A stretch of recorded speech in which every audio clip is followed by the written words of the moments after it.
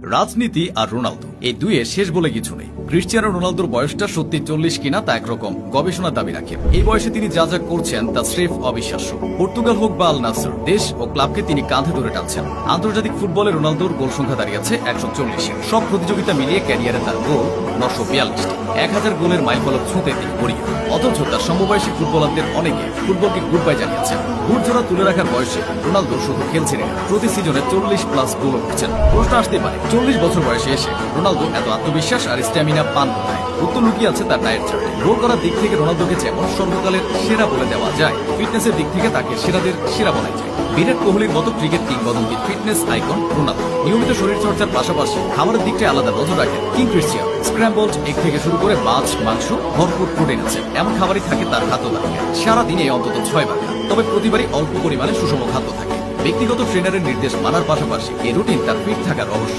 জানলে হয়তো অবাক হবেন, রোনালদো দিনে 5 বার ঘুমান। রোনালদো 90 মিনিট করে ঘুমান। তিনি একটি নির্দিষ্ট ভঙ্গিমায় ঘুমাতে পছন্দ করেন। তার দিনটা শুরু হয় সকাল 6টায়। ওঠার পর করে শুরু করেন প্রশিক্ষণ। ব্যায়ামের রুটিনে ফুটবলার হিসেবে নিজের দক্ষতা ও নিয়ন্ত্রণ বাড়ানোর উপর জোর দেন। প্রায় 2 ঘন্টা শারীরিক কসরত শেষে 1.5 ঘন্টা ঘুমান রোনালদো। সকাল 9:30টায় নাস্তার টেবিলে উচ্চ প্রোটিনযুক্ত খাবার খান। সকাল 10:30টায় আবার 2 ঘন্টার ব্যায়াম শুরু করেন। 12:30টার দিকে তিনি দ্বিতীয় ঘুমের প্রস্তুতি নেন। দিনের দ্বিতীয় ঘুম থেকে ওঠার পর দুপুরের খাবার খান। খাবারের তালিকায় থাকে মুরগি ও সালাদ। বেলা 3টায় আবার ঘুমের রাজ্যে তলিয়ে যান। 4:30টার পর দ্বিতীয়বার দুপুরের খাবার খান। খাবারে যেন যথাযথ পুষ্টি থাকে সেদিকে বিশেষভাবে নজর রাখা হয়। সালাদ, ডিম ও জলপাইয়ের সঙ্গে টুনা মাছ খেতে পছন্দ করেন। সন্ধ্যা 7টার দিকে রাতের খাবার খান। এ সময় খাবারে থাকে চর্বিহীন মাংস বা তাজা মাছ এবং সবজি। রাতের খাবারের পর তিনি পরিবার ও বন্ধুদের সঙ্গে সময় কাটান। সুইমিং পুলে ঝাঁপ দেন রাত 10টার দিকে। সাঁতার কাটেন 1 ঘন্টার পর। রাতের সাঁতার মানসিকভাবে তাকে শান্ত হতে সহায়তা করে। পাশাপাশি দুর্দান্ত ব্যায়ামের কাজটাও হয়ে যায়। রাতে 11টার দিকে তার সারাদিনের দৌড়ঝাঁপ শেষ করে 11টা থেকে 12:30 পর্যন্ত চলে।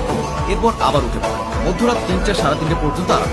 এরপর নিয়ে নেন আরেকটি 90 মিনিটের ন্যাপ। তারপর আবার সকাল 6টায় শুরু হয় তার দিন। এভাবে 90 মিনিট করে 5 দফায় 7 থেকে 8 ঘন্টা ঘুমান রোনালদো। এত কিছু করার উদ্দেশ্য একটাই, নিজের সেরা ভার্সনটা বের করে। রোনালদো সেটা আনছেন। তা না হলে কি পরন্ত বয়সে এসেও তরুণ ফুটবলারদের সঙ্গে টেক্কা দিয়ে চলতে পারে? ক্লাব হোক বা জাতীয় টিমের প্রতি রোনালদোর যে আবেগ কাজ করে তা অস্বাভাবিক। পর্তুগালকে তিনি কতটা ভালোবাসেন সেটা বোঝাতে একবার বলেছিলেন, পর্তুগালের প্রয়োজনে আমি একটা পানিও খেলতে রাজি। 2016 সালে ইউরোর ফাইনালে চোটে পড়ে কেঁদেছিলেন। 2022 বিশ্বকাপ থেকে বিদায় নিয়ে কেঁদেছিলেন। 2024 সালে ইউরো থেকে ছিটকে পড়েও কেঁদেছিলেন। এবার ন্যাশনস লিগ জিতেও কেঁদেছেন। ভবিষ্যতে হয়তো 2026 বিশ্বকাপের সোনালী ট্রফিটা উঁচিয়ে ধরে কাঁদবেন, হয়তো বিদায় নিয়ে কাঁদবেন। অথচ চাও পাওয়ার হিসাব থেকে তিনি 1000 মাইল।